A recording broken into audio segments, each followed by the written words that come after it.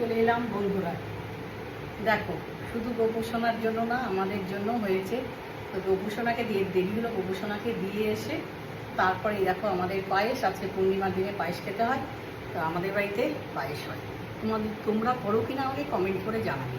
তো কী কী রান্না হয়েছে, খুব সামনে আছে শনিবার, রাখি পূর্ণিমা প্লাস নিরামিষ। তো দেখো কী কী রান্না করেছি। খুব সামান্য ভাত করেছি, পোস্ত দিয়ে লাউ বড়ি দিয়ে করেছি।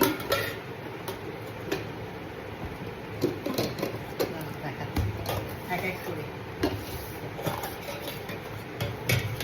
তুলে দিলাম।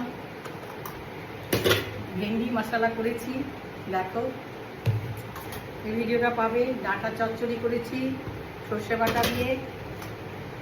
আর করেছি হচ্ছে মিষ্টি কুমড়ার বড়া বেসন দিয়ে।